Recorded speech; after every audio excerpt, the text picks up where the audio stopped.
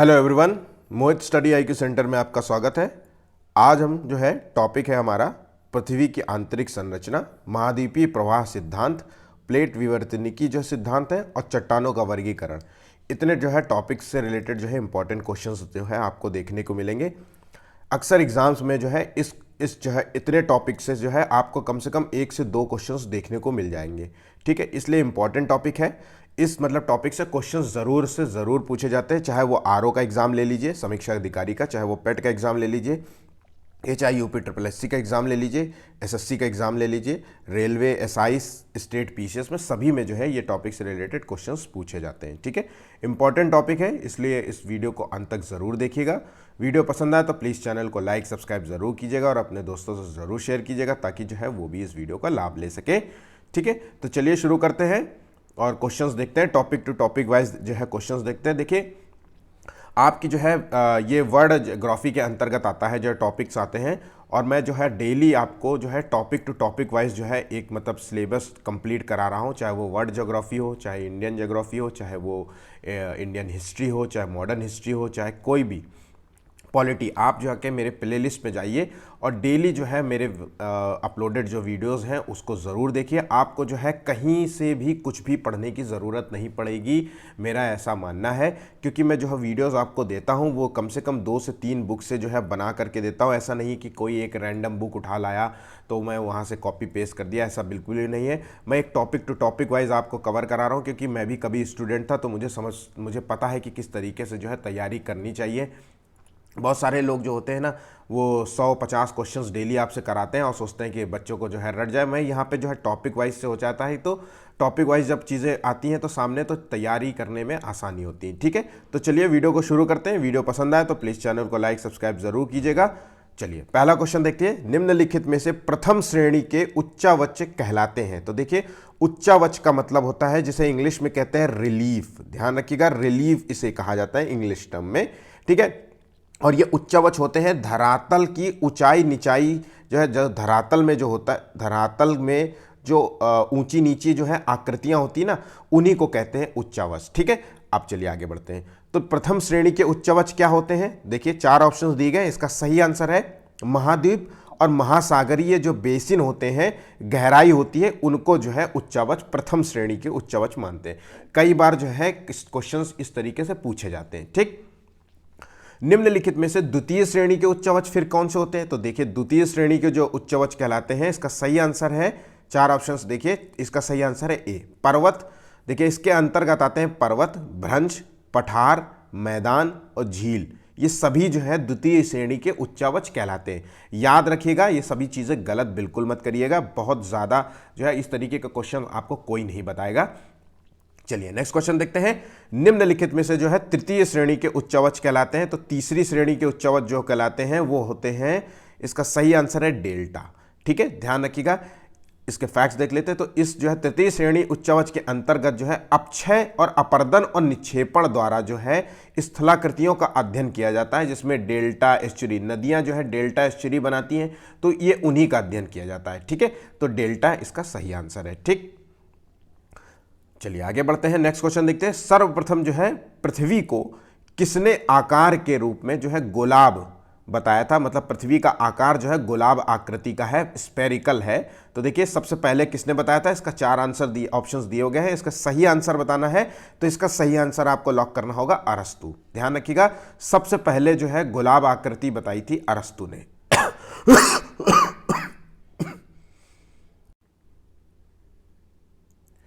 चलिए next question देखते हैं। सर्वप्रथम पृथ्वी की गोलाब आकृति, स्फेरिकल आकृति को किसने सिद्ध किया था? ठीक है, थ्योरेटिकली रूप से किसने सिद्ध किया था? तो इसका सही आंसर आपको बताना है। तो इसका सही आंसर है न्यूटन। ध्यान रखिएगा, न्यूटन ने जो है इसे सर्वप्रथम सिद्ध किया था। ठीक है, चलिए आगे बढ़ते हैं। नेक्स्ट क्वेश्चन देखते हैं। पृथ्वी की उत्पत्ति के समय, जब पृथ्वी बनी थी तो उसकी उत्पत्ति के समय वायुमंडल में किन गैसों की प्रधानता थी? देखिए, आज के समय में वायुमंडल में जो है सबसे ज़्यादा गैस पाई जाती है नाइट्रोजन, जिसकी मात्रा 78% है।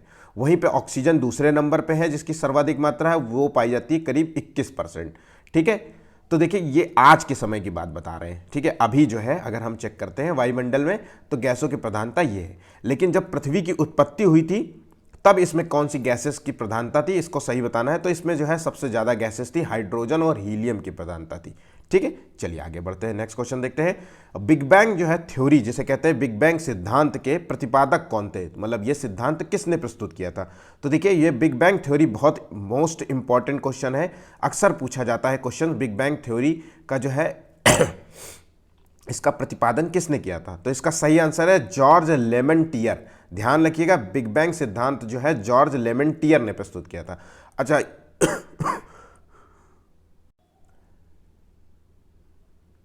मुझे थोड़ी सी तबीयत मेरी ख़राब है, खांसी बहुत ज़्यादा आ रही है, बुखार भी है, लेकिन चूंकि 2-3 दिन से है और मैं 1-2 बार वीडियोस जो है मिस कर चुका हूं, तो मैं नहीं चाहता था कि बार बार मिस हो, डेली 2-4 दिन का गैप हो। तो मैं कोशिश कर रहा हूं कि मतलब वीडियो में किसी तरीके की कोई प्रॉब्लम ना हो। फिर भी अगर थोड़ा सा भी मतलब कुछ प्रॉब्लम नज़र आए खांसी जैसा, तो उसे मैनेज कर लीजिएगा। ठीक है, मैं पूरी कोशिश कर रहा हूँ कि साफ़ सुथरा वीडियो बन जाए। ठीक है, तो चलिए। अच्छा, बिग बैंग सिद्धांत का प्रतिपादन जॉर्ज लेमेंटियर ने किया था। अब ये समझने की चीज़ है कि बिग बैंग थ्योरी क्या है, बहुत लोगों को पता होगा और बहुत लोगों को ये चीज़ें नहीं पता होंगी। तो ध्यान रखिए 15 कहते हैं कि माना जाता है कि 15 अरब, ध्यान रखिएगा 15 अरब साल पहले, ठीक है, ब्रह्मांड जो था, समस्त पूरा ब्रह्मांड, पूरा जो आज हम ब्रह्मांड देखते हैं, समस्त ब्रह्मांड जो है, ब्रह्मांड कैसे लिखते हैं, ब्रह्मांड जो है, ठीक है, ब्रह्मांड एक बिंदु पे बना हुआ था। मतलब पूरा एक, आज जो ब्रह्मांड आप देख रहे हैं पूरा इस बिंदु पे टिका हुआ था, सिर्फ केवल एक बिंदु पे टिका हुआ था। ठीक है, फिर इसमें ना जाने कैसे जो है इसका जो है बिंदु का जो है विस्तार होना शुरू हो गया, ये एक्सपैंड करने लगा, धीरे धीरे ये एक्सपैंड करने लगा और ये इतना जो है एक्सपैंड कर गया कि एक दिन जो है फट गया, ये एक्सपैंड करके ये फट गया। और फटने के बाद जो है जितने इसके कण थे वो दूर दूर तक फैल गए और एक दूसरे से दूर भागने लगे, जिससे धीरे धीरे मतलब जो कण बने वही बड़े बड़े पत्थर बन गए और वही बड़े बड़े जो है प्लैनेट बन गए, कुछ जो है एक दूसरे की जो है मतलब चक्कर काटने लग गए। इस तरीके से जो है मतलब संरचना जो है तैयार हुई, ब्रह्मांड की उत्पत्ति इसी तरीके से हुई थी। ठीक है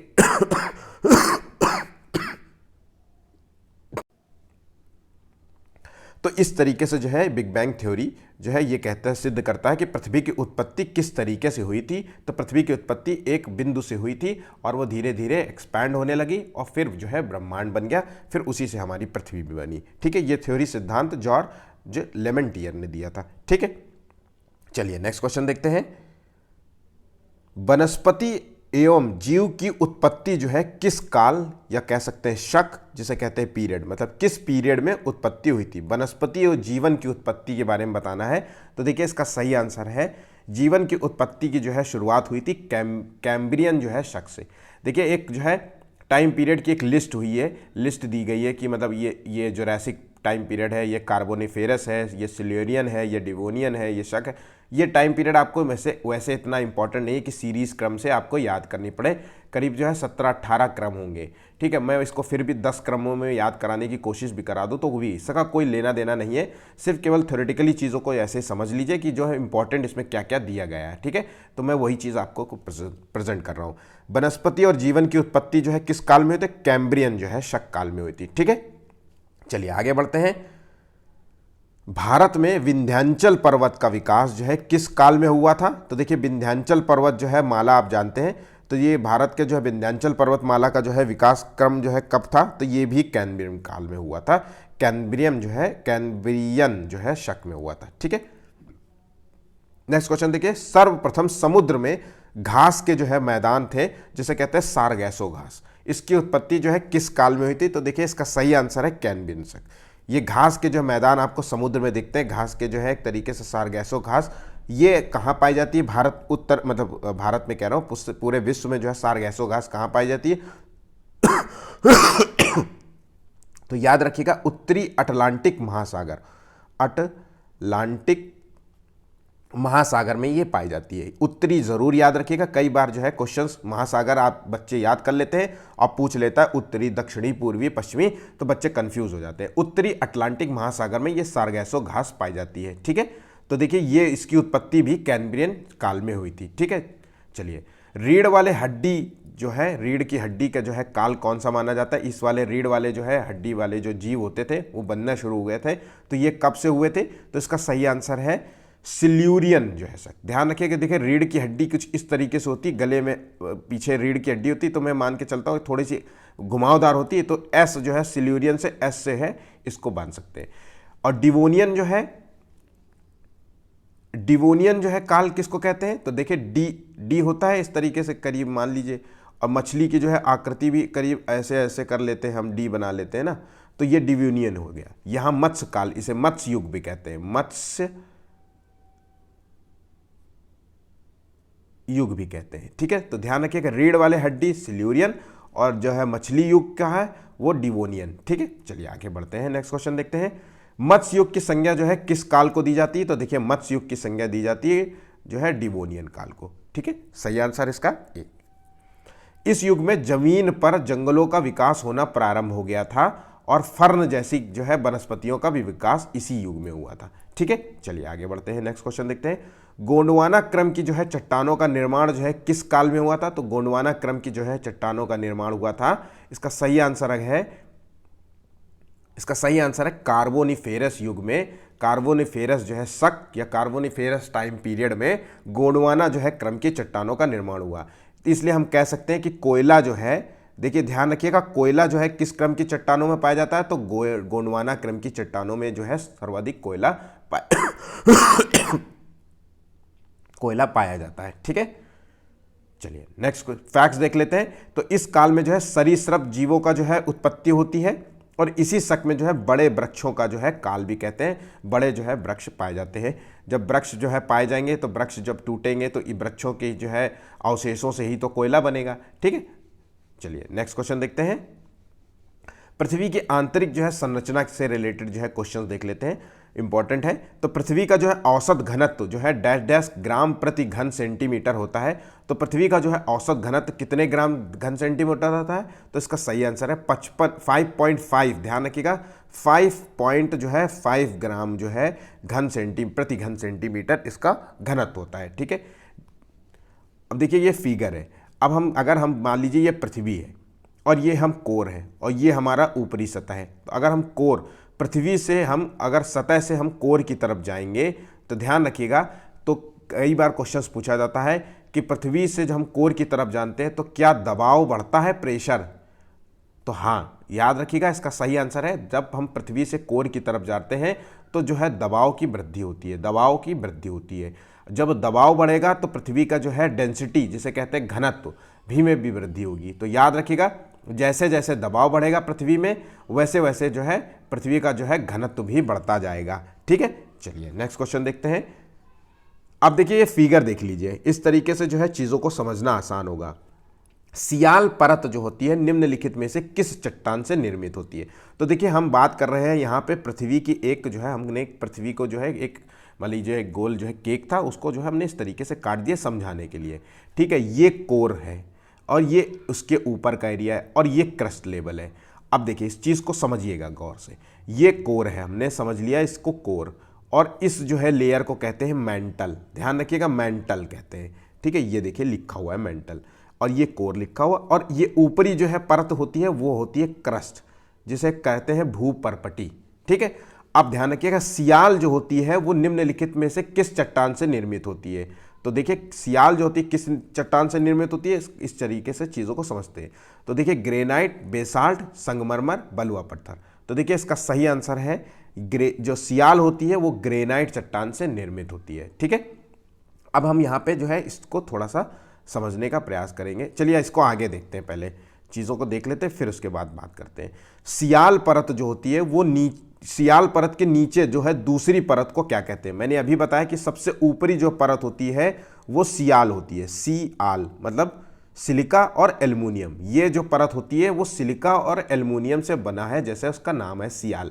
ठीक है, SI से सियाल सिलिका हो गई और AL से एल्युमिनियम हो गई। तो ऊपरी परत किससे बनी होती है? सिलिका और एल्युमिनियम से बनी होती है, और ऊपरी परत को कहते हैं क्रस्ट। याद रखिएगा सियाल वाली जो परत होती है उसको क्रस्ट कहते हैं। उसके बाद जो है क्रस्ट जो है सियाल के नीचे वाली परत क्या होती है? तो उसे कहते हैं सीमा। ध्यान रखिएगा उसको कहते हैं सीमा। अब सीमा का क्या मतलब है, तो ये जो होती है सिलिका और मैग्नीशियम, ध्यान रखिएगा, सिलिका और मैग्नीशियम की जो है ये निचली परत बनी होती है। इस परत को कहते हैं मेंटल, ध्यान रखिएगा, इस परत को कहते हैं मेंटल, ठीक है, MENTLE, मेंटल इसे कहते हैं, ठीक है। अब उसके बाद उसके मेंटल के नीचे वाली परत को क्या कहते हैं, तो ये होती है कोर, ध्यान रखिएगा, इसके नीचे जो होती है कोर परत। और कोर किससे बना होता है, कोर बना होता है नी से, ध्यान रखिएगा नी से, ठीक है। अब चलिए हम आगे, इतना चीज़ों को समझ गए, चलिए आगे बढ़ते हैं। तो सियाल के जस्ट नीचे वाली परत क्या होती है, दूसरी परत को क्या कहते हैं, तो मैंने बताया सीमा इसे कहते हैं, ये सिलिका और मैग्नीशियम की बनी होती है, ठीक है। चलिए पृथ्वी की जो है आंतरिक परत का हमें नाम बताना है, तो आंतरिक परत का मतलब है सबसे निचले वाली परत की बात कर रहा है, तो ये है कोर, ठीक। और कोर बनी है नीफे से, याद रखिएगा, मैंने अभी आपको बताया है कि कोर बनी है नीफे से, ठीक, कोर की संरचना नीफे से बनी है। तो नीफे क्या होता है, तो ये होता है निकेल और फेरियम, मतलब अगर हम पृथ्वी के सबसे आंतरिक कोर में पहुंच जाएं तो हमको निकेल की प्राप्ति होगी और फेरियम की प्राप्ति होगी, ठीक है। इस जो है परत का घनत्व तो सबसे अधिक होता है। मैंने अभी अभी आपको बताया था कि जैसे जैसे हम पृथ्वी की ऊपरी सतह से निचली सतह पर जाएंगे, मतलब हम कोर की तरफ जाएंगे, तो हमारा जो है घनत्व तो बढ़ता जाएगा और दबाव भी बढ़ता। तो हम ये प्रकार से कह सकते हैं कि सबसे निचली जो आंतरिक जो परत होती है उसमें जो है प्रेशर सबसे ज़्यादा होता है, मतलब दबाव सबसे ज़्यादा होता है, और दबाव के कारण जो है किसी भी चीज़ को जो है घनत्व भी उसका ज़्यादा होता है, ठीक है। तो याद रखिएगा, ये चीज़ें आपको महत्वपूर्ण है। देखिए बेसिक चीज़ें हैं, सिंपल सी है, इसको ध्यान रखेंगे, ध्यान से मेरी बातों को सुन रहे होंगे तो चीज़ें समझ में आ रही होंगी। चलिए आगे बढ़ते हैं। अब देखिए ये फिगर मैंने इसको थोड़ा सा बड़े फॉर्म में बना लिया हुआ है। तो देखिए मैंने बताया था कि सियाल जो है ऊपरी परत है, सीमा जो है उसको कहते हैं नीचे, उसके सियाल के जस्ट नीचे, उसके बाद जो है सबसे आंतरिक परत को नीफे कहते हैं। ये ऊपरी परत को क्रस्ट कहते हैं, ठीक है, जिसकी लेयर होती है 0 से 100 किलोमीटर, मतलब सियाल की जो है सीमा है 0 से 100 किलोमीटर। अगर हम 100 किलोमीटर तक नीचे जाएं तो आपको जो है सियाल मिलेगा, मतलब सिलिका और एल्युमिनियम की मात्रा आपको मिलेगी। उसी तरीके से मेंटल जो होती है, ठीक है, उसके बाद ये मतलब सियाल जो उसके बाद क्रस्ट के नीचे, मतलब ये सियाल और सीमा के बीच के जो है भाग को मेंटल भी कहते हैं। अब नीफे जो होता है, नीफे जो होता है वो आमतौर पे कोर है, ठीक है, कोर की अवस्था होती है, आंतरिक परत। कोर को हमने दो भागों में बांटा है, एक आउटर कोर है और एक इनर कोर है, ठीक है, ध्यान रखिएगा, आउटर कोर और इनर कोर के भागों में बांट दिया है हमने, ठीक। जो आउटर कोर होती है, ध्यान रखिएगा, आउटर कोर होती है वो लिक्विड फॉर्म में होती है, मतलब तरल अवस्था में होती है। एक तरीके से हम कह दें कि जैसे ये है कोर, ये कोर का हमने फॉर्म बना दिया, तो ये कोर का जो है एक ये सबसे आंतरिक जो है भाग होगा और ये आउटर, तो आउटर जो है वो तरल फॉर्म में होगा और ये जो है ये सॉलिड होगा, मतलब ठोस होगा, ठीक। तो ये याद रखिएगा, अक्सर क्वेश्चन पूछा गया है कि कोर का जो है आउटर लेयर जो है किस फॉर्म में है, तरल, सॉलिड, और इनमें से कोई नहीं, इस तरीके से ऑप्शन दिए जाते हैं, ठीक है। ये सभी ये डायग्राम अपने दिमाग में बिल्कुल बिठा लीजिए, इसको बिल्कुल भूलिएगा नहीं। चलिए आगे बढ़ते हैं, फिर इसके बाद दूसरी चीज़ों को देखते हैं। ठोस जो है पृथ्वी का सबसे बाहरी भाग को क्या कहते हैं। देखिए ठोस जो है पृथ्वी होती है, मैंने अभी कहा कि पृथ्वी का जो है ऊपरी जो है बाहरी भाग, मैंने आंतरिक भाग की बात कही तो उसे कहते हैं कोर, तो ऊपरी जो है भाग को क्या कहते हैं, तो उसको कहते हैं भूपर्पटी। मैंने अभी बताया कि क्रस्ट कहते हैं। तो ठोस पृथ्वी का जो सबसे बाहरी भाग या सबसे ऊपरी भाग को हम क्रस्ट कहते हैं, और क्रस्ट के निचले भाग को मेंटल कहते हैं, और सबसे निचले भाग को, आंतरिक भाग को, जो उसे कोर कहते हैं। और कोर जो है दो भागों में बटा हुआ है, बाहरी कोर और आंतरिक कोर। बाहरी कोर जो है वो तरल में है और आंतरिक कोर जो है वो जो है एक तरीके से ठोस फॉर्म में है। तो ये चीज़ें आपको समझ में आ गई। अब चलिए आगे बढ़ते हैं। देखिए अब ये जो है लेयर महासागर महाद्वीप दोनों में होगी, ऐसा तो है नहीं कि संरचना बदल जाएगी कहीं पे। अब जो है चीज़ों को इसको देख लेते हैं। तो महासागरों में देखिए, अब जब हम इसकी बात कर रहे हैं तो महासागरों में इसकी जो है मोटाई होती है, मतलब इस आंतरिक संरचनाओं की बात कर रहा है, मेंटल, कोर और क्रस्ट, इन सब की बातें कर रहा है। तो इसकी जो है मोटाई जो है महासागरों में इसकी मोटाई होती है 5 किलोमीटर, जबकि महाद्वीपों में इसकी मोटाई होती है 30 किलोमीटर। ऊपरी क्रस्ट और निचली क्रस्ट को कोनराड कहते हैं। अब मोस्ट इंपॉर्टेंट यहाँ पे आपको ये है, तो ऊपरी क्रस्ट जो होता है, ये देखिए ऊपरी क्रस्ट है, मैं फिगर को आपको जो है बहुत डार्क करने की कोशिश कर रहा हूँ, तो ये ऊपरी परत होगी। और उसके बाद ऊपरी क्रस्ट हो गई, ये ऊपरी सबसे ऊपर वाला क्रस्ट की बात कर, हाँ, ऊपरी जो है सबसे ऊपर लेयर और ये जो है निचली लेयर। तो ऊपरी और निचली लेयर को हम किस नाम से जानते हैं? कोनोरॉड जो है अशांतत्व, असंबद्धता, अशांतत्व भी कहते हैं, असंबद्धता भी कहते हैं। तो कोनोरॉड जो है याद रखिएगा, ठीक है। तो कौन से हमने सी से लिख दिया, कौन, ठीक, ऊपरी, तो कौन जो है कोनरॉड। तो इस तरीके से चीज़ों को आप याद करिएगा, ठीक। अब क्रस्ट के जो है, अब हम बात कर रहे हैं क्रस्ट के जस्ट नीचे के हिस्से की बात कर रहे हैं। चलिए हम जो है कलर चेंज कर लेते हैं। अब क्रस्ट के जो हम निचले हिस्से की बात कर रहे हैं, तो एक तरीके से जो ये निचला हिस्सा है और क्रस्ट का जो है ऊपरी हिस्सा है, इसको क्या कहते हैं? तो इसको कहते हैं मेंटल। ये वाला हिस्सा है तो इसको हम कहेंगे मोहो अशांतत्व, मोहो असंबद्धता। तो इस लेयर को जो हम कहेंगे मोहो, CM हो गया, ठीक है। चलिए आगे बढ़ते हैं। मेंटल के जो है, अब हम बात कर रहे हैं मेंटल, ये वाला मेंटल था। अब मेंटल का जो है निचली परत को किस अन्य नाम से जानते हैं? तो मेंटल की निचली परत जो थी, हमने पहले बताया था कि कोर थी। तो कोर को हम किस नाम से जानते हैं? तो कोर देखिए दो प्रकार की है, एक बाहरी कोर है, एक आंतरिक कोर है। तो बाहरी कोर को हम बोलते हैं गुटेनबर्ग, ध्यान रखिएगा, बाहरी कोर को हम गुटेनबर्ग कहते हैं। तो जी से हमने इसको डिनोट कर दिया, ठीक है। तो उसके बाद जो है, और उसके बाद जो है आंतरिक जो है कोर होती है, उसे कहते हैं लेहमैन जो है। तो ये हो गया, अल हो गया। तो एक तरीके से अगर हमने देखा तो क्या बना? CMGL, ठीक है। अब आप इसको जो है लिंक दिमाग में बनाइए कि CMGL क्या हो सकता है। मुझे याद था, आपके लिए क्या है। तो याद रखिएगा, मेंटल की निचली परत को हम गुटेनबर्ग असंबद्धता कहते हैं और जो है सबसे निचली परत को लेमैन असंबद्धता कहते हैं, ठीक। ये चीजें आपको याद रखनी होगी। चलिए आगे बढ़ते हैं। समस्त पृथ्वी में किस तत्व की मात्रा सर्वाधिक पाई जाती है? तो देखिए समस्त पृथ्वी की बात कर रहा है। देखिए यहां पे याद रखने की है, समस्त पृथ्वी और क्रस्ट दो चीजें हैं इंपॉर्टेंट, अक्सर क्वेश्चंस जो है पूछा जाता है ये, ठीक। तो समस्त पृथ्वी में किस तत्व की मात्रा सर्वाधिक पाई जाती है? इसका सही आंसर है ऑक्सीजन। देखिए इसका सही आंसर है, माफ कीजिएगा, समस्त पृथ्वी में जो है इसकी सही मात्रा है लोहा, ठीक है। समस्त पृथ्वी में सबसे ज्यादा पाया जाता है लोहा, दूसरे नंबर पे ऑक्सीजन, तीसरे नंबर पे सिलिका, चौथे नंबर पे मैग्नीशियम। उसी तरीके से अगर पूछा जाए कि समस्त जो है क्रस्ट में सबसे ज्यादा अधिक मात्रा में क्या पाया जाता है, तो ऑक्सीजन, ठीक है। उसके बाद आता है सिलिका, फिर एल्युमिनियम, फिर लोहा, फिर मैग्नीशियम, ठीक। चलिए नेक्स्ट क्वेश्चन देखते हैं। संपूर्ण पृथ्वी पर कितने प्रतिशत भाग पर जल पाया जाता है? ध्यान रखिएगा, कितने प्रतिशत भाग में जो है जल पाया जाता है? संपूर्ण पृथ्वी के कितने प्रतिशत भाग में जल पाया जाता है? इसका सही आंसर है 70.8%, 70.8% जो है पूरे संपूर्ण पृथ्वी में जल पाया जाता है। तो जब 70.8 पाया जा रहा है जल, तो 29.2% भाग में है स्थल, मतलब जो है जमीन, एक तरीके से, ठीक है, जमीन है। ये चीज आपको फैक्ट्स में लिखा हुआ है। अब जमीन जो है उत्तरी गोलार्ध, चूंकि पूरी पृथ्वी जो है दो गोलार्धों में बटी हुई है, उत्तरी गोलार्ध और दक्षिणी गोलार्ध। तो उत्तरी गोलार्ध को हम सबसे जो है स्थलीय गोलार्ध कहते हैं, क्योंकि जो है इस जो है पूरे पृथ्वी का 60% भाग है, मतलब स्थल जो है सबसे ज्यादा है। तो उत्तरी गोलार्ध को जो है स्थलीय गोलार्ध कहते हैं, ठीक।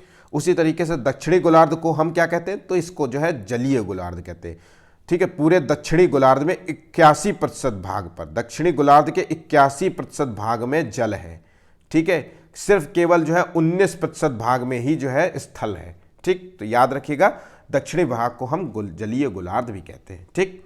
चलिए आगे बढ़ते हैं। महाद्वीपीय प्रवाह सिद्धांत जो है क्या होता है, इसके बारे में जानते हैं। तो देखिए महाद्वीपीय प्रवाह सिद्धांत जो है बहुत लोगों को इंग्लिश में नाम याद होगा, तो कॉन्टिनेंटल ड्रिफ्ट थ्योरी से कहते हैं, ठीक है, कॉन्टिनेंटल ड्रिफ्ट थ्योरी। अब ये है क्या, इसको किसने दिया था? पहले ये चीज जान लेते हैं कि ये है क्या।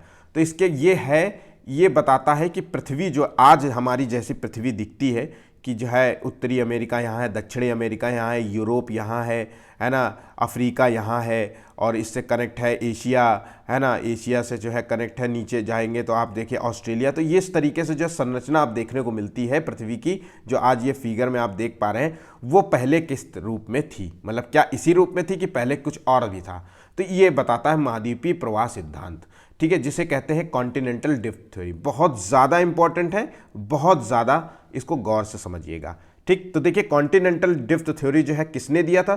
तो सबसे पहले दिया था ये जो है, ध्यान रखिएगा, अल्फ्रेड वेगनर ने जो है ये थ्योरी दी थी, ठीक है। लेकिन जो है सबसे पहले जो है किसने दिया था? अगर क्वेश्चन मान लीजिए इस रूप में आ जाए कि ये जो है सबसे पहले किसने दिया था, तो टेलर ने दिया था। याद रखिएगा, टेलर ने जो है सबसे पहले दिया था।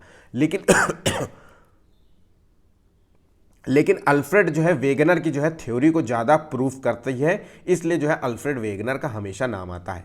तो कॉन्टिनेंटल ड्रिफ्ट थ्योरी जो है वेगनर की है। हम जो आज जो है थ्योरी आपको समझा रहे हैं वो वेगनर की थ्योरी है, ना कि टेलर की थ्योरी है। टेलर की थ्योरी इंपॉर्टेंट नहीं है, बस सबसे पहले प्रतिपादन किया था, तो कुछ बातें इनकी भी सही है, कुछ बातें इनकी भी सही है, ठीक है। लेकिन सबसे ज़्यादा तर्कसंगत बात जो है अल्फ्रेड वेगनर ने महाद्वीपीय प्रवाह सिद्धांत के बारे में बताया था। ठीक, चलिए आगे बढ़ते हैं। तो महाद्वीपीय प्रवाह सिद्धांत के अनुसार अगर हम कॉन्टिनेंटल ड्रिफ्ट थ्योरी की बात करें तो इसके अनुसार किस युग में पृथ्वी के सभी स्थलखंड आपस में जुड़े हुए थे। तो देखिए किस युग में जो है सभी स्थलखंड आपस में जुड़े हुए थे, तो इसका सही आंसर है कार्बोनिफेरस युग तक जो है ये सभी स्थलखंड आपस में जुड़े हुए थे। चलिए अब आपको हम एक फिगर दिखाते हैं, इसको जूम कर लेते हैं थोड़ा सा। अब देखिए ये है कॉन्टिनेंटल ड्रिफ्ट थ्योरी की बात करते हैं, तो ये जो है बहुत सालों पुरानी जो है। इसको मैं जरा कलर चेंज कर लेता हूँ। तो देखिए ये जो थ्योरी कहता है कॉन्टिनेंटल ड्रिफ्ट थ्योरी, ये आपको पहले सबसे पहला फिगर यही है, उसके बाद सेकंड नंबर पे ये है, फिर तीसरे नंबर पे ये, फोर्थ नंबर पे है, ठीक है। तो देखिए सभी जो है जितने भी जो है आप देख रहे हैं, ये साउथ अमेरिका देख रहे हैं, ये नॉर्थ अमेरिका देख रहे हैं, ये यूरोप है, अफ्रीका है, एशिया है, इंडिया है, ऑस्ट्रेलिया है, ये सभी एक दूसरे से इस रूप में जुड़े हुए थे। बहुत ध्यान से देखिएगा, इस रूप में जुड़े हुए थे। तो ये देखिए इस रूप में जो है, तो ये जो है साउथ अमेरिका है, ये देखिए यहाँ पे है, ये नॉर्थ अमेरिका है, ठीक, ये एशिया है, और इसी में यूरोप भी है, और इसी में ये अफ्रीका है, और इसमें जो है ये इंडिया दिया हुआ है, ये अंटार्कटिका है पूरा, और ये है ऑस्ट्रेलिया, ठीक है। ये सभी जो जुड़े हुए आप फॉर्म देख रहे हैं, तो कार्बोनिफेरस युग तक ये सभी इसी रूप में जुड़े हुए थे, स्थल खंडों के रूप में जुड़े हुए थे। फिर क्या हुआ, आगे चल करके क्या हुआ कि कार्बोनिफेरस के बाद जो है इसमें विखंडन शुरू हुआ। मतलब ये जो सभी जो है प्लेटें, जो ये सभी खंड जुड़े हुए हैं, ये टूटना शुरू हुए। तो इसी युग में जो है ये टूटना भी प्रारंभ हो गए। कार्बोनिफेरस युग में इनका टूटना शुरू होगा। जब ये टूटना शुरू हुए तो ये टूट के अलग होने लग गए, ठीक है। देखिए ये टूट के, तो जब ये स्थलखंड, एक सेकेंड, तो जब ये स्थलखंड को जो है इन सभी जुड़े हुए स्थलखंडों को, जो आपने देखा पहली फिगर में जो स्थलखंड जुड़े हुए थे, इनको कहा जाता था पेंजिया। आपको याद रखना है, कई बार क्वेश्चंस पूछा जाता है कि कॉन्टिनेंटल ड्रिफ्ट थ्योरी में जो सभी स्थलखंड जुड़े थे उनको क्या कहा जाता है, तो इसको कहा जाता है पेंजिया।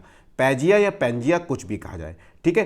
पेंजिया के चारों तरफ एक महासागर था, विस्तार था, जिसे पैंथालासा नाम दिया गया है। तो इसके चारों, भाई ये स्थलखंड है, अब इसके चारों तरफ जो है बहुत सारा जो है जल है, महासागर जिसका नाम दिया, उसे पैंथालासा नाम दिया गया है, ठीक है। और कार्बोनिफेरस युग में पेंजिया के नामक जो है स्थलखंड में, तो मतलब पेंजिया जो स्थलखंड जो है जुड़े हुए थे उसको पेंजिया नाम दिया। कार्बोनिफेरस युग में ही इस स्थलखंड में, मतलब कह सकते हैं पेंजिया में विखंडन शुरू हो गया, पेंजिया में विखंडन शुरू हो गया, ठीक है। विखंडन के पश्चात जो हुआ, तो जो विखंडन हुआ, जब मतलब वो जो पेंजिया जहाँ था वो जो सारे जो है जुड़े हुए थे वो टूटना शुरू हो गए। तो उसके बाद टूटने के बाद जो है उत्तरी भाग को अंगारा लैंड कहा गया। जब टूट कर, जैसे मान लीजिए कि ये सभी स्थलखंड टूटे, तो कुछ जो है स्थलखंड उत्तर की तरफ भाग गए और कुछ जो है दक्षिण की तरफ खिसक गए।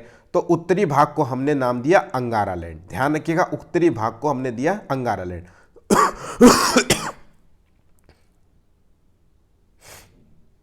इसी प्रकार दक्षिणी भाग को हमने गोंडवाना लैंड नाम दिया, ठीक।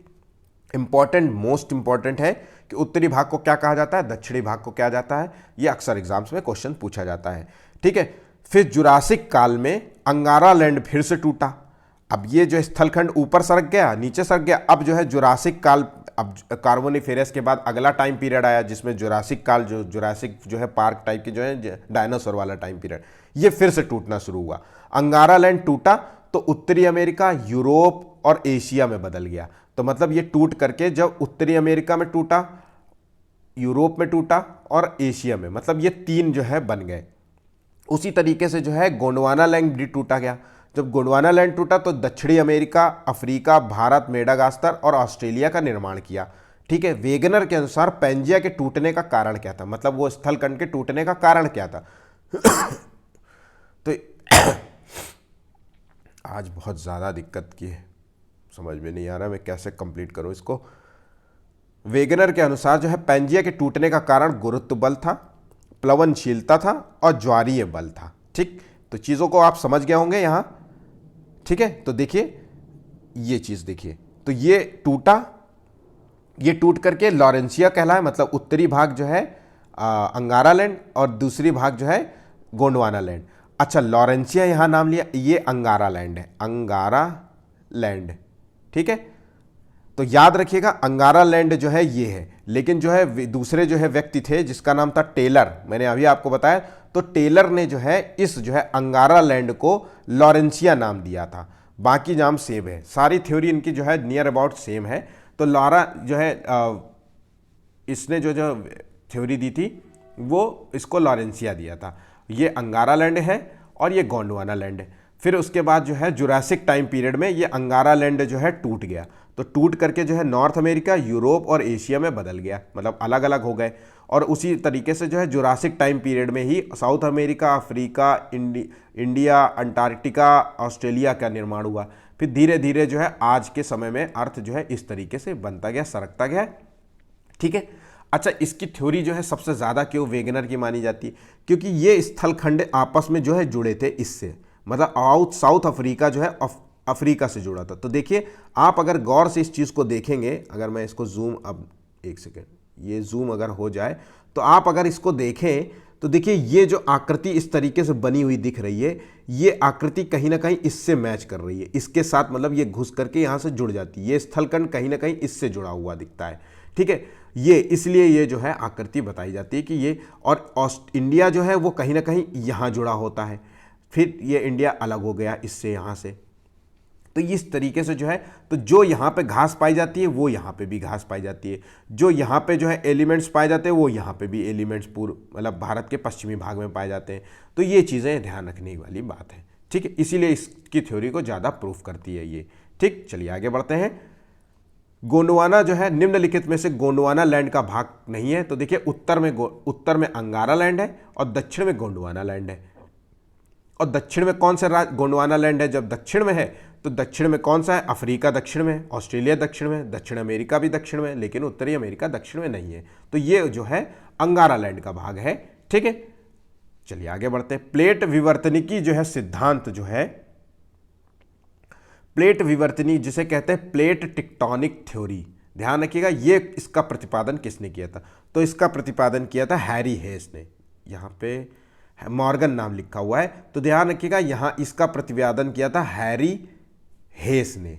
ठीक है, और इस जो है सिद्धांत को, इसकी मतलब सिद्धांत प्लेट टेक्टोनिक जो है सिद्धांत की व्याख्या किसने की थी? तो इसने मॉर्गन ने इसकी व्याख्या की थी। प्रतिपादन किया था हैरी हेस ने और व्याख्या भाई साहब इसने की थी। तो ये याद रखिएगा, गड़बड़ हो गया है यहाँ, ऑप्शंस थोड़ा सा गड़बड़ लिख गया है। ठीक है, तो ये मैंने यहाँ पर लिख दिया है चीज़ें। ठीक, तो प्लेटो टेक्टोनिक थ्योरी का मतलब क्या है इसको समझ लेते हैं। तो देखिए ये प्लेट आपको दी गई है, तो पूरी जो है संपूर्ण पृथ्वी जो है प्लेटों में बटी हुई है, प्लेटों के रूप में जुड़ी हुई है। तो पूरी पृथ्वी इसी है। तो कई जो है नासा ने जो अपना रिपोर्ट में बताया है कि नासा के मुताबिक करीब पूरी पृथ्वी में 100 से भी अधिक प्लेटें हैं। हम मान लेते हैं 100 प्लेटें, लेकिन जो मुख्य रूप से जो प्लेटें हैं उनकी संख्या 7 से 8 ही है। तो देखिए नॉर्थ अमेरिका जो है एक प्लेट है, साउथ अमेरिकन जो है एक प्लेट है, अफ्रीकन एक प्लेट है, यूरोपियन एक प्लेट है, ठीक है, फिर ये इंडियन एक प्लेट है, फिर ऑस्ट्रेलियन एक प्लेट है, फिर ये अंटार्कटिक एक प्लेट है, फिर पैसिफिक ओशियन जो है, ये पैसिफिक जो है एक प्लेट है। बाकी सभी ये सभी बड़ी प्लेटें, मतलब 7 से 8 ये बड़ी, बाकी जो है फिलीपीन प्लेट ये छोटी छोटी प्लेटें हैं, ये नज़का प्लेट है, कोकोवा प्लेट है, ये कैरेबियन प्लेट है, तो ये सब छोटी। बाकी जो प्लेटें हैं मैं बड़ी की बात कर रहा हूँ। पैसिफिक ओशियन जो है, तो 1 2 3 4 5 6 7 8 इस प्रकार से हम कह सकते हैं कि टोटल जो है संपूर्ण पृथ्वी 8 जो है प्लेटों में बटी हुई है। ये किसने दिया था? ये सिद्धांत किसने दिया? तो ये हैरी जो है हेस ने दिया था। ठीक है, चलिए आगे बढ़ते हैं। अब ये प्लेटों के बारे में बात कर रहे हैं। तो महाद्वीपीय प्लेट निम्नलिखित में से किससे निर्मित होती है? तो देखिए महाद्वीप, तो प्लेट जो है वो महाद्वीप में भी होंगी और महासागर में होंगी, क्योंकि संपूर्ण पृथ्वी जो है 8 प्लेटों में बटी हुई है। हम भारी भरकम प्लेटों की बात कर रहे हैं, वैसे तो 100 प्लेटें, तो कुछ प्लेटें महाद्वीप में होंगी, कुछ प्लेटें महासागर में होंगी। तो जो महाद्वीपीय प्लेट होती है वो किससे निर्मित होती है? तो इसका सही आंसर है ये ग्रेनाइट से निर्मित होती है। अगर पूछ ले महासागरीय प्लेट किससे निर्मित होती है, तो महासागरीय प्लेट जो होती है, सागरीय प्लेट जो है वो बेसाल्ट से निर्मित होती है। आपको ये याद रखना है, ठीक। चलिए आगे बढ़ते हैं। महाद्वीपीय प्लेट जो होती है वो महासागरीय प्लेट की अपेक्षाकृत हल्की होती है। देखिए महासागर में जल बहुत होता है और जल का दबाव बहुत ज़्यादा होता है। हम जो है महासागर के गर्त में नहीं जा सकते, मतलब जो ज़मीन होता है महासागर का उसके गर्त में। अभी जो है कुछ टाइम पहले जो है टाइटैनिक देखने गए थे और वो इतना दबाव प्रेशर नहीं झेल पाई और वो जो सबमरीन थी वो फट गई, वहीं पे प्रेशर में पड़ के वो फट गई। तो इतना, इसलिए हम कह सकते हैं कि महासागरीय प्लेट का जो है प्रेशर जो होता है मतलब वो भारी होती है। तो महासागरीय प्लेट कौन सी प्लेट सबसे भारी होती है? तो महासागरीय प्लेट सबसे भारी होती है। सबसे हल्की कौन सी होती है? तो महाद्वीपीय प्लेट सबसे हल्की होती है। चलिए महाद्वीपीय प्लेट, लेकिन सबसे जो है हल्की सबसे होती है महाद्वीपीय प्लेट, लेकिन इसकी मोटाई सबसे ज़्यादा होती है। महासागरीय प्लेट की मोटाई सबसे कम होती है। तो ये फैक्ट आप याद रखिएगा, क्वेश्चंस पूछे जाएंगे, ठीक। चलिए नेक्स्ट क्वेश्चन देखते हैं। तो प्लेटों की उत्पत्ति होती है, प्लेटों से ही जो है टकराने से जो है भूकंप की स्थिति पैदा होती है, सुनामी आती है, और प्लेटों के ही टकराने से जो है द्वीप निकल के आते हैं। आप जो है नए नए जो है आप कहते हैं ना कि ये जो है आइलैंड आ गया है, तो ये आइलैंड जो है प्लेटों के, जब नीचे जो है प्लेटों के आपस में प्लेट एक दूसरे से टकराती है तो वलय की स्थिति उत्पन्न होती है और नए जो है एक छोटा सा द्वीप आ जाता है ना, कोई बड़ा सा द्वीप मिल जाता है। यहाँ तक कि हिमालय पर्वत की उत्पत्तियाँ, पर्वतों की उत्पत्ति भी जो है 2 प्लेटों के आपस में टकराने से होती है। यहाँ तक कि ज्वालामुखी क्रियाएं भी जो है प्लेटों के टकराने से होती है, ठीक है। तो ये सभी चीज़ें ज़रूरी है, इंपॉर्टेंट। तो देखिए हिमालय पर्वत की उत्पत्ति के लिए कौन सी 2 प्लेटें जिम्मेदार कहलाती हैं? तो देखिए, तो ये जो है मैंने अभी बताया कि महासागर में प्लेट होती है, महाद्वीप में प्लेट होती है। तो दोनों जो है, तो जो है हिमालय की जो है पर्वत जो है ये है महाद्वीपीय, महाद्वीप, दोनों महाद्वीपीय प्लेट के टकराने से जो है हिमालय पर्वत की उत्पत्ति हुई थी। ये प्लेटें कौन सी है महाद्वीपीय?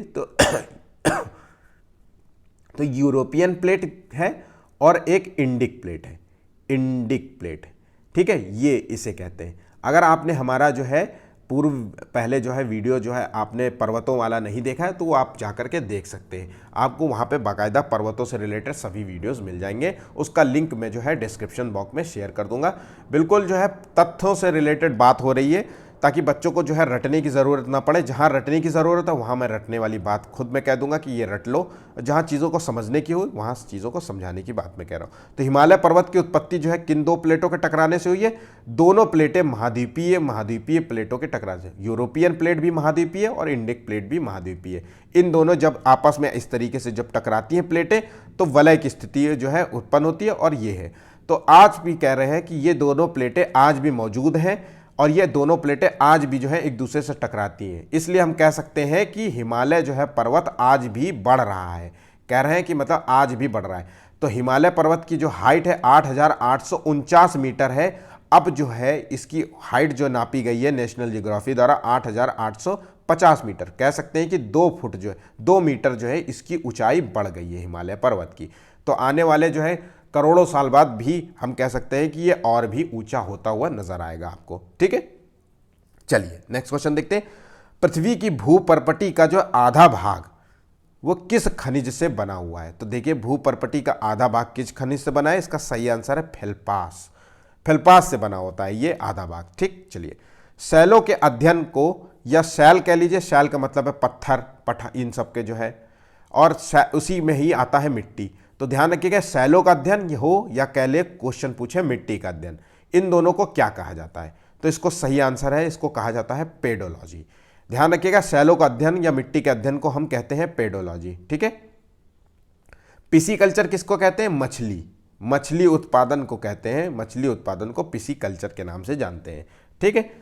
चलो निम्नलिखित में से कौन सी नदियां जो है भ्रंश घाटी का उदाहरण है? तो देखिए कौन सी नदी, अक्सर एग्जाम्स में बहुत ज़्यादा पूछा गया है क्वेश्चन है कि कौन सी नदी जो है भ्रंश घाटी में बहती है।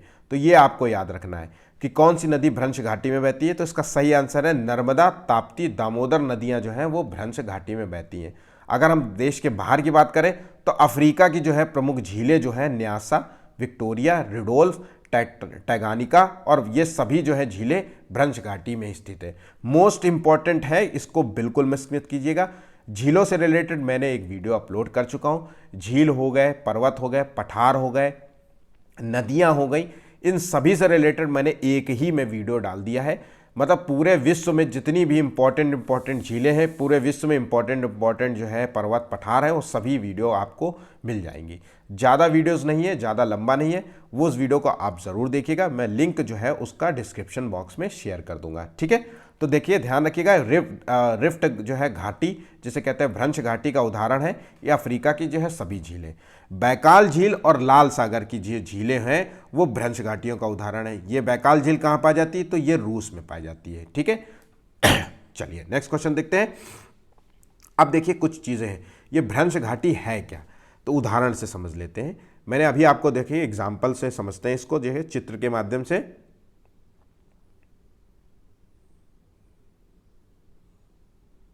तो ये जो भ्रंश घाटी है, तो जो एक सतह है, ये मान लीजिए एक जो है जमीन है, ठीक है। तो जमीन जो होती है तो नीचे तो की प्लेटें होती हैं, तो प्लेटों में विस्तार होता है।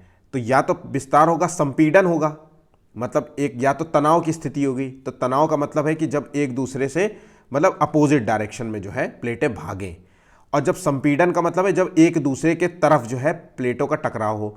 तो टकराव, संपीड़न और तनाव की स्थिति जब पैदा होती है तो जो ऊपर को जमीन का जो है हिस्सा होता है, बड़ा हिस्सा, वो कहीं ना कहीं या तो आगे भागेगा या पीछे भागेगा या ऊपर भागेगा, नीचे भागेगा, कहीं ना कहीं भागेगा, ठीक है। तो ये चीज, ऐसी स्थिति पैदा होती है। तो ध्यान रखिएगा, भ्रंश घाटी में जो है बीच का जो है भाग होता है, जमीन का जो है हिस्सा जो होता है, किनारे दोनों हिस्से, भ्रंश घाटी में किनारे के जो दोनों हिस्से होते हैं वो वैसे का वैसे ही रहता है। ध्यान रखिएगा, किनारे का हिस्सा जो है वैसे का वैसे ही रहता है, लेकिन बीच का भाग जो है नीचे धंस जाता है, मध्यवर्ती भाग जो है नीचे धंस जाता है, उसे जो है भ्रंश घाटी कहते हैं, ठीक है। लेकिन अगर हम रैंप की घाटी की बात कर लें तो ये अगर हम रैंप घाटी की बात कर लें तो बीच का भाग वैसा ही का वैसा ही रहता है, यथावत रहता है, मतलब, लेकिन जो है कोने के अदल जो है साइड के जो दो किनारे होते हैं वो ऊपर की तरफ सरक जाते हैं, ठीक है। तो इसे रैंप घाटी कहते हैं, ठीक। ये दोनों चीजें आपको याद रखनी है। तो भ्रंश घाटी में बीच का हिस्सा नीचे घुस जाता है, धंस जाता है, लेकिन रैंप घाटी में जो है ऊपर जो है साइड के दोनों हिस्से जो है ऊपर चले जाते हैं, बीच का भाग जो है यथावत रहता है, ठीक है। ये ऐसा जो है दबाव स्थिति पैदा हो जाती है, इस तरीके से दबाव बनता है, ठीक। चलिए, निम्नलिखित में से जो है रैंप घाटी का उदाहरण कौन सा है? तो देखिए सही आंसर है असोम की ब्रह्मपुत्र घाटी जो है रैंप घाटी का उदाहरण है, ठीक है।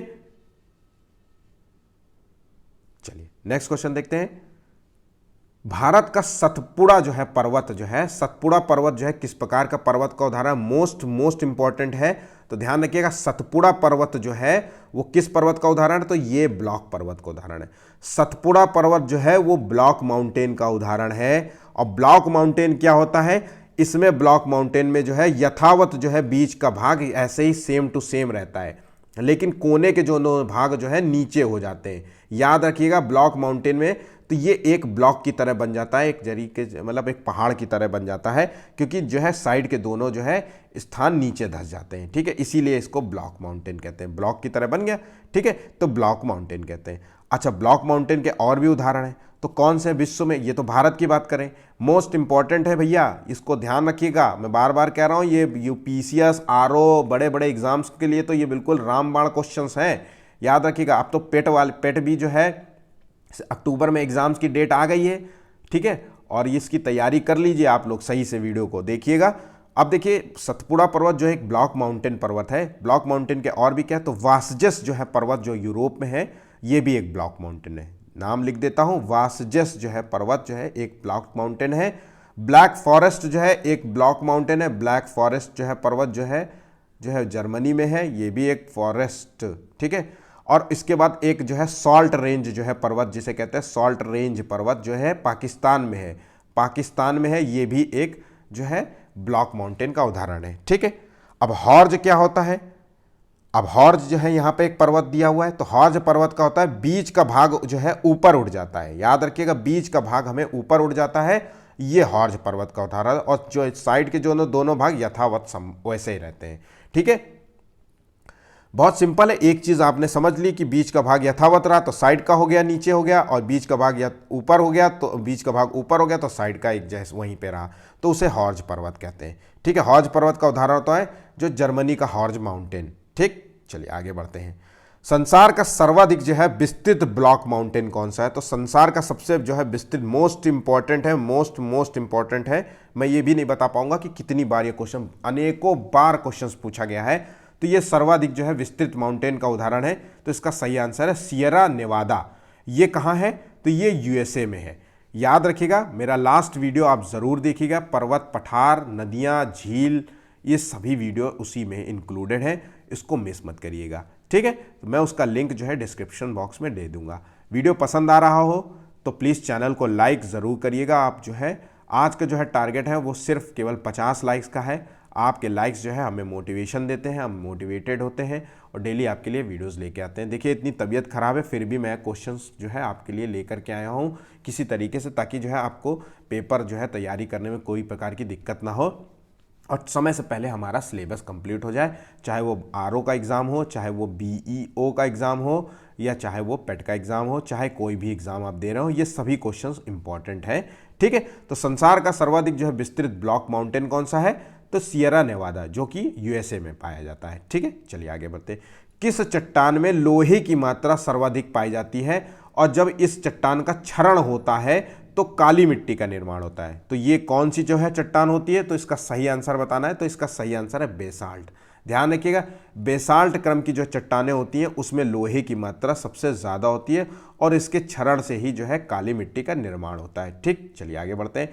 ज्वालामुखी उद्गार से निकलने वाला लावा जो होता है वो किस प्रकार की शैल का निर्माण करता है, मतलब किस प्रकार की जो है ऊपर की परत का निर्माण करता है? तो उसकी परत को कहते हैं आग्नेय चट्टान। ध्यान रखिएगा, चट्टानें 3 प्रकार की होती हैं, आग्नेय चट्टानें, अवसादी चट्टानें, रूपांतरित चट्टानें। ठीक है, चट्टानों का 3 प्रकार है।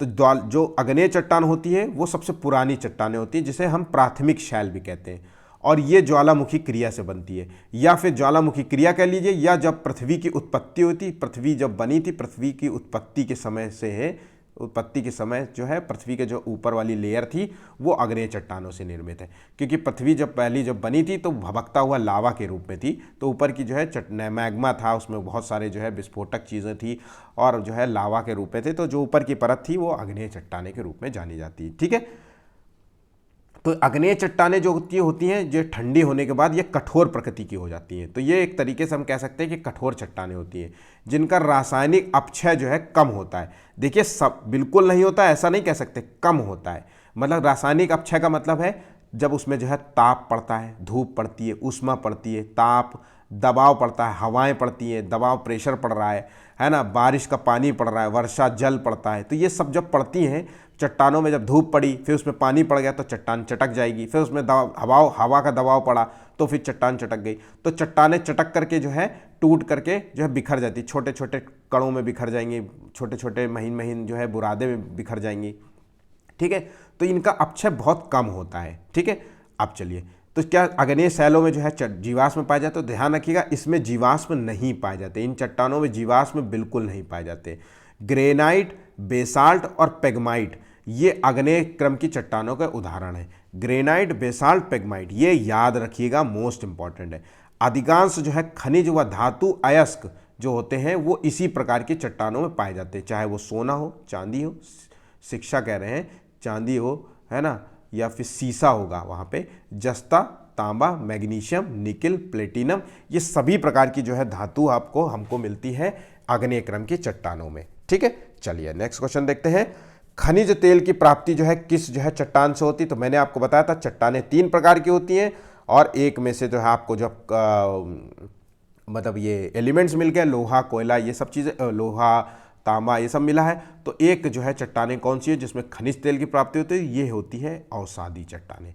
अवसादी क्रम की चट्टानों को हम परतदार चट्टानें भी कहते हैं, परतदार शैल भी कहते हैं। ये चट्टानें किससे निर्मित होती है? तो आग्नेय चट्टानों का जब अपक्षय होता है, याद रखिएगा आग्नेय चट्टानों का अपक्षय होता है, मैंने बताया था ना, ताप, दाब, वर्षा से जब ये चट्टानें टूटती हैं और हवा जो है इन चट्टानों के जो है कणों को, छोटे छोटे महीन बारीक कणों को, मिट्टी को उड़ा करके किसी अन्य जगह लेके जाती हैं, तो वो अवसादी चट्टानें कहलाती हैं। ये एक परत दर परत बहुत समय लगते लगते परत एक दर परत जो है बिखरते हुए बनती है। ठीक है, अब इन चट्टानों में क्या होता है? तो ये चट्टानें मुख्यतः उदाहरण है बलुआ पत्थर का, चूना पत्थर का, डोलोमाइट का, ये अवसादी चट्टानें हैं। ठीक है, इन चट्टानों का प्रयोग आमतौर पर भवन निर्माण के लिए किया जाता है। आमतौर के पुराने जो है आप देखिए, चाहे वो हुमायूं का मकबरा हो या चाहे कुतुब मीनार की जो है दीवारें हों, तो ये बलुआ पत्थर की जो है चट्टानों से निर्मित जो है ये दीवारें होती हैं। इसी से जो है अवसादी क्रम की चट्टानों से ही जो है सीमेंट भी बनाई जाती है। तो भवन निर्माण की जितनी भी चीज़ें होती हैं, ईंटें भी इसी से बनाई जाती हैं। ठीक, दामोदर, महानदी, गोदावरी नदियाँ जो होती हैं वो किस बेसिन की चट्टानों से निकलती हैं और इन बेसिन चट्टानों में कोयला पाया जाता है? तो देखिए मैंने अभी बताया कि अवसादी क्रम की चट्टानें होती हैं, ये अवसादी क्रम की चट्टानों में ही जो है कोयला पाया जाता है। याद रखिए, अवसादी क्रम की चट्टानों में ही कोयला पाया जाता है। ठीक है, चलिए, तो कोयला किन नदी बेसिन में पाया जाता है? तो दामोदर नदी बेसिन में भी कोयला पाया जाता है, महानदी बेसिन में भी कोयला पाया जाता है और गोदावरी बेसिन में भी कोयला पाया जाता है, और अवसादी चट्टान इसका उदाहरण है। याद रखिएगा, इस तरीके से चीज़ों को, मोस्ट इंपॉर्टेंट है ये चीज़। ठीक, चलिए आगे बढ़ते हैं।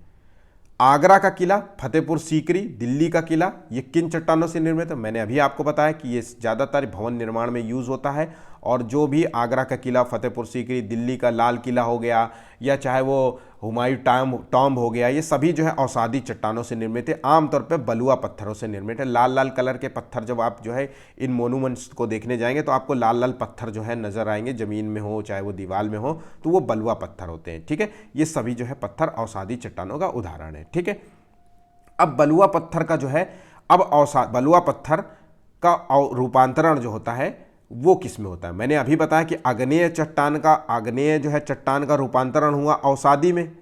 ठीक है, अवसादी में हुआ। अब अवसादी चट्टान का रूपांतरण किस में होगा? तो अवसादी चट्टान जो कि बलुआ पत्थर होता है, तो बलुआ पत्थर का उदाहरण है किस में हुआ? तो इसका सही होगा क्वार्टरजाइट। तो अवसादी क्रम की जो है चट्टानों का रूपांतरण हुआ तो उसको कहते हैं कायांतरित चट्टान, कायांतरित चट्टान। ठीक है, याद रखिएगा, आग्नेय चट्टान, अवसादी चट्टान और कायांतरित चट्टान, इसका कायांतरण हुआ अवसादी। तो एक तरीके से हम कह सकते हैं आग्नेय और अवसादी चट्टानों का कायांतरण होता है कायांतरित चट्टानों में, या रूपांतरण हुआ कायांतरित चट्टानों में। ठीक है, अब देखिए चट्टानों का रूपांतरण किस रूप में होता है? तो ताप दाब के कारण होता है। मैंने आपको बताया था कि जो है चट्टानें जो होती हैं अधिक ताप, अधिक दाब, अधिक जो है प्रेशर पड़ने से और वर्षा जल के पड़ने से ये टूटती हैं, रूपांतरण होता है, बदलते हैं, है ना, अपने तरीके से, मतलब रंग, कलर, रूप, रंग सब बदल देते हैं। ठीक है, अब देखिए चूना पत्थर एक तरफ ये जो है ये दिया हुआ है, ये सभी जो है चट्टानें हैं अवसादी चट्टानें, और एक तरफ आप देख रहे हैं ये है कायांतरित। तो हमने अभी कहा कि अवसादी चट्टानों का रूपांतरण हुआ किसमें? कायांतरित चट्टाने का। तो अब देखिए ये चीज़ याद रखिएगा, चूना पत्थर एक अवसादी चट्टान है, चाक और डोलोमाइट एक अवसादी चट्टान है, बलुआ पत्थर एक अवसादी चट्टान है, बिटुमिनस कोयला जो है एक अवसादी चट्टान है। जब हम चूना पत्थर का रूपांतरण करते हैं, रूपांतरण होता है, ठीक है, तो वो संगमरमर में बदलता है। ध्यान रखिएगा, चूना पत्थर संगमरमर में बदलता है। कई बार क्वेश्चन जो है गलत कर देते हैं, बलुआ पत्थर लगा देते हैं। तो चूना पत्थर का रूपांतरण होता है संगमरमर में। उसी तरीके से चाक या डोलोमाइट पत्थर का रूपांतरण होता है संगमरमर में। ध्यान रखिएगा, चौक डोलोमाइट से जो रूपांतरण संगमरमर में होता है, चूना पत्थर का भी रूपांतरण संगमरमर में होता है। बलुआ पत्थर का रूपांतरण किस में होता है? तो ये क्वार्टरजाइट में होता है। और बिटुमिनस को जो है कोयले का रूपांतरण किस में होता है? ये ग्रेनाइट और हीरा में होता है। ठीक है, तो ये याद रखिएगा, मोस्टली क्वेश्चंस बहुत बार पूछा जाता है और अक्सर बच्चे क्वेश्चंस गलत कर देते हैं। तो ये आपको लिस्ट एक याद कर लीजिए, कभी आप भूलेंगे नहीं। चूना पत्थर जो है वो संगमरमर में है, चौक डोलोमाइट संगमरमर में, बलुआ पत्थर क्वार्टरजाइट में, बिटुमिनस कोयला ग्रेनाइट और हीरा में बदल जाता है। ठीक है, रूपांतरण हो जाता है। निम्नलिखित में से कौन सा सबसे कठोरतम चट्टान है? अब देखिए, अवसादी, आग्नेय, कायांतरित, ये मैंने आपको बताया था कि 3 प्रकार की चट्टानें होती है, लेकिन इन 3 प्रकार की चट्टानों में सबसे कठोरतम जो है धातु मतलब चट्टान कौन सी होती? तो देखिए, आग्नेय चट्टानी एक कठोर होती है, लेकिन जो है सबसे ज़्यादा कठोरतम की बात कर रहा है तो इसका सही आंसर है कायांतरित, क्योंकि इसका जो है कायांतरण सबसे ज़्यादा होता है। आग्नेय चट्टान का कायांतरण अवसादी में, अवसादी का जो है कायांतरण जब हुआ तो वो कायांतरित चट्टानें कहलाई। तो हीरा जो है देखिए कठोर होता है, ग्रेनाइट कठोर होता है, संगमरमर कठोर होता है ना, ग्रेनाइट भी कठोर होता है। ये सभी जो है एक तरीके से कायांतरित चट्टानों के उदाहरण है, कठोरतम। ठीक, फैक्ट्स देख लेते हैं। उच्च ताप, उच्च दाब और जो है जल से रासायनिक क्रिया करने के बाद आग्नेय चट्टानें और अवसादी चट्टानों का रूपांतरण हो जाता है कायांतरित चट्टानों में।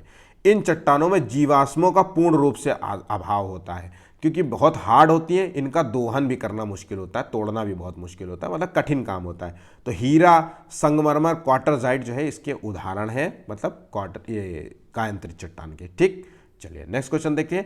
मकराना जो है पत्थर होता है, ठीक है, ये मकराना आपने कई बार सुना होगा, मकराना पत्थर। तो ये पत्थर कहाँ पाया जाता है? तो ये पत्थर पाया जाता है राजस्थान। पर ये पत्थर किस चीज़ के लिए प्रसिद्ध है? ग्रेनाइट पत्थर होता है, या बलुआ पत्थर होता है, या चूना पत्थर होता है, या संगमरमर पत्थर होता है? तो मकराना पत्थर जो होता है वो किस चीज़ के लिए होता है? तो इसका सही आंसर है संगमरमर। ध्यान रखिएगा, मकराना जो होता है वो एक वाइट जो है मार्बल होता है, मार्बल होता है, वाइट सफ़ेद होता है और बहुत कॉस्टली आता है, और राजस्थान में जो है ये पाया जाता है और बहुत अच्छा होता है, कॉस्टली होता है, महंगा होता है। ठीक है, तो ये बहुत शाइन बहुत करता है। ठीक, इसलिए इसकी मांग बहुत होती है, अमीर लोग बहुत लगवाते हैं इसको। तो मकराना पत्थर जो है राजस्थान के लिए, मकराना किसके लिए प्रसिद्ध है? संगमरमर के लिए प्रसिद्ध है। और ये मकराना पत्थर आपको कहाँ मिलेगा? राजस्थान में मिलेगा। ठीक है, आज के जितने भी इंपॉर्टेंट क्वेश्चंस थे वो सभी समाप्त होते हैं। इसके अलावा अब आपको कोई भी चिंता करने की ज़रूरत नहीं है। जितने भी टॉपिक मैंने आज आपको कवर किए हैं, इसके बाद आपको कोई भी क्वेश्चंस नहीं पूछे जा सकते, ना कभी कोई क्वेश्चंस आएंगे। ठीक है, वीडियो पसंद आया तो प्लीज़ चैनल को लाइक सब्सक्राइब ज़रूर कीजिएगा और अपने दोस्तों से ज़रूर शेयर कीजिएगा, ताकि वो भी इस वीडियो का लाभ ले सकें। आज के लिए बस इतना ही, धन्यवाद।